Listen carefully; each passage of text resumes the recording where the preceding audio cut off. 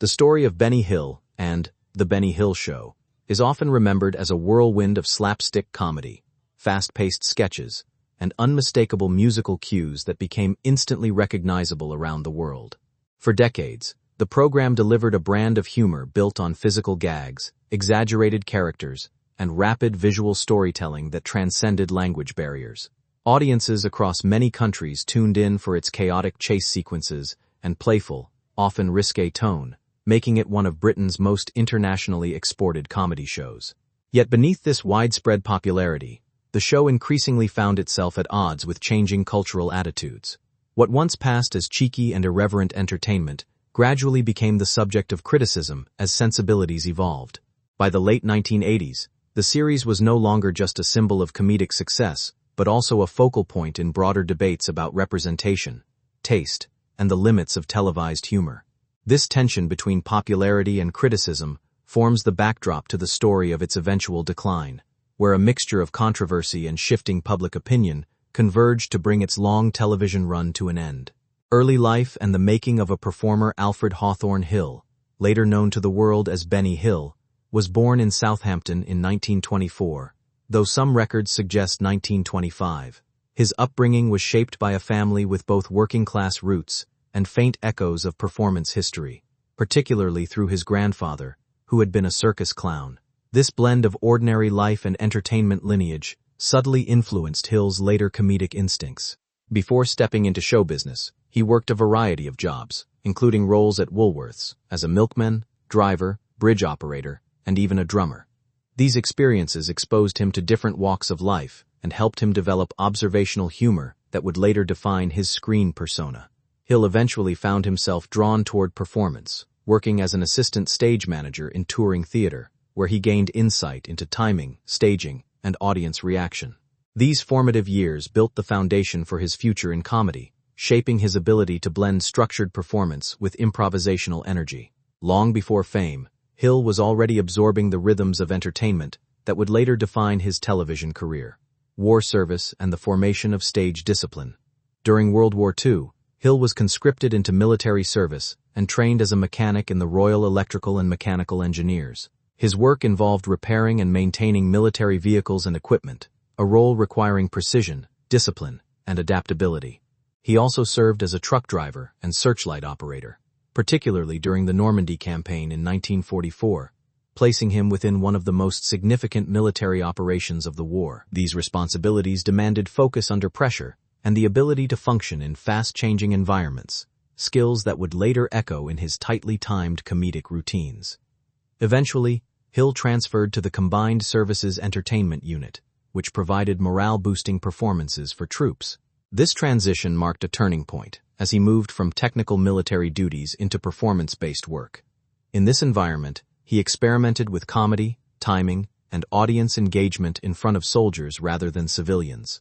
The experience gave him direct feedback and sharpened his understanding of what made people laugh under varied circumstances.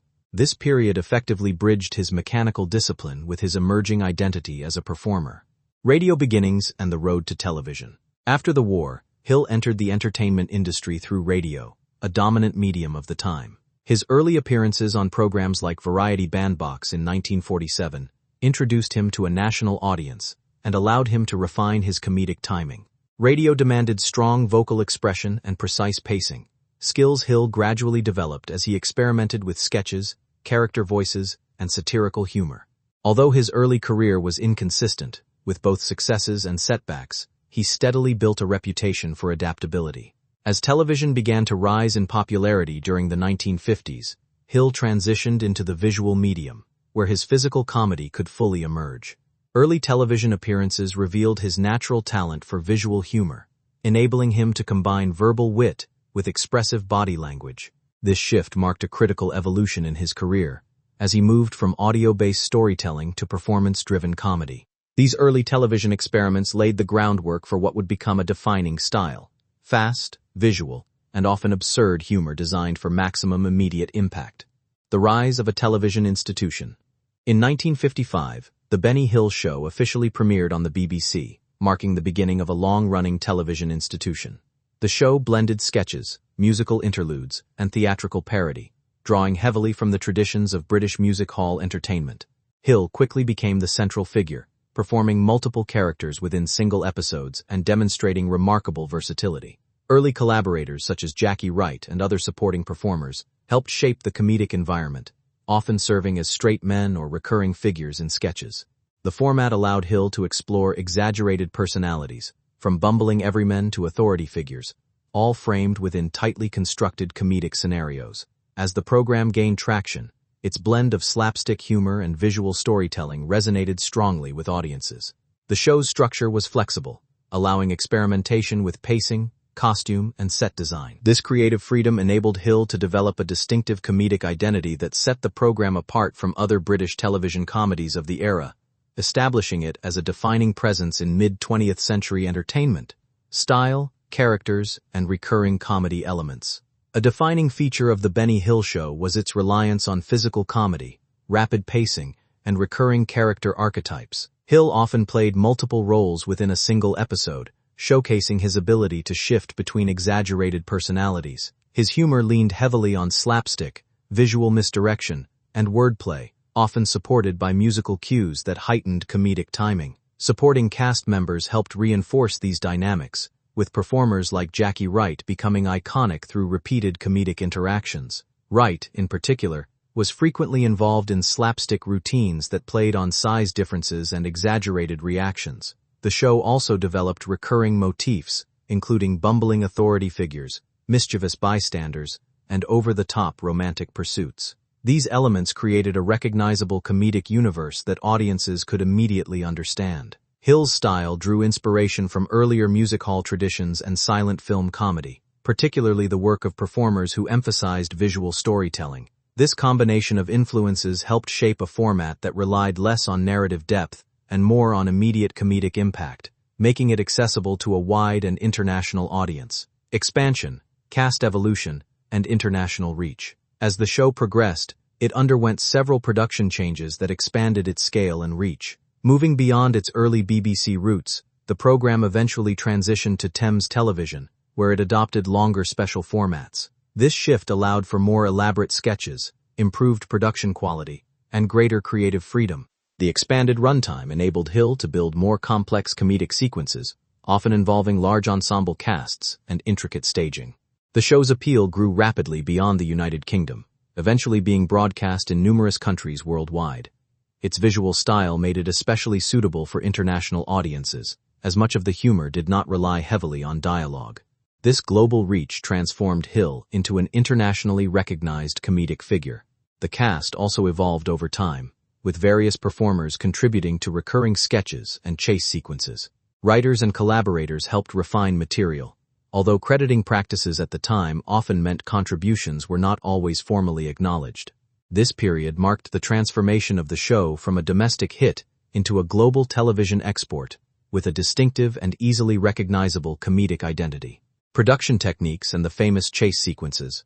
One of the most iconic features of The Benny Hill Show was its elaborate chase sequences, often used as closing segments. These scenes featured rapid movement, chaotic encounters, and large ensemble participation, typically set to upbeat instrumental music.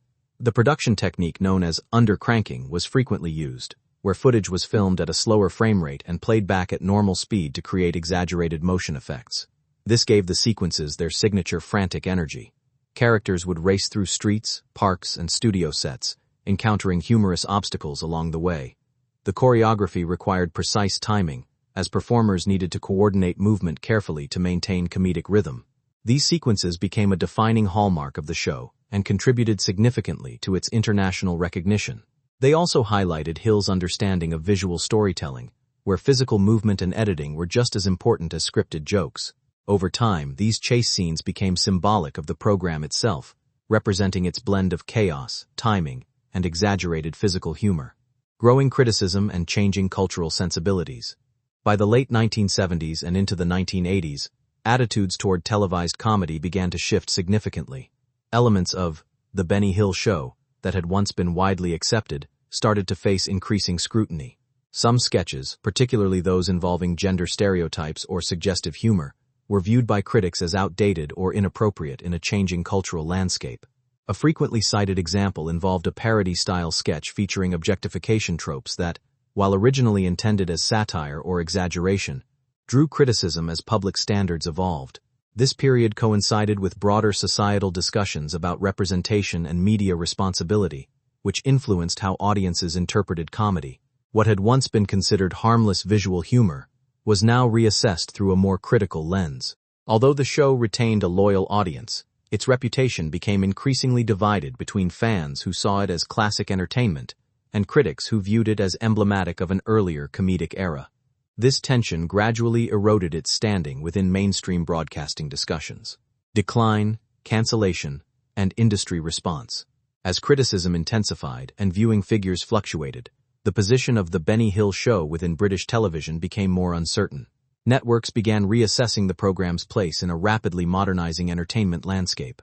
While it remained popular internationally, particularly in syndicated markets, domestic reception became more mixed. Production eventually slowed, and new episodes became less frequent as broadcasters reconsidered the show's direction. Industry perspectives increasingly favored newer forms of comedy that aligned with contemporary tastes, leaving less space for traditional slapstick formats. Although no single moment alone ended the show, the combination of evolving cultural expectations, institutional decisions, and sustained criticism contributed to its eventual cancellation in 1989. Hill himself had already become a more withdrawn figure by this time, and the program concluded without the same prominence it once held. Its end marked the close of a significant era in British television comedy, one that had once dominated screens but ultimately struggled to adapt to changing norms. Legacy of Benny Hill and lasting cultural impact. Despite its controversial later years, Benny Hill and The Benny Hill Show left a lasting imprint on global entertainment. The show's influence can still be seen in physical comedy, sketch pacing, and the use of visual exaggeration in modern television. Its international reach demonstrated how non-verbal humor could transcend language barriers, making it one of Britain's most widely distributed comedy exports. At the same time, its later criticism highlights how cultural values evolve and how media is continually reinterpreted by new generations. Hill's work remains a reference point in discussions about slapstick comedy, television history, and changing comedic boundaries. While opinions about the show vary widely, its impact on the development of televised sketch comedy is undeniable. It stands as both a product of its time and a catalyst for conversations about how humor adapts to shifting social expectations, leaving behind a complex but enduring legacy in the history of entertainment.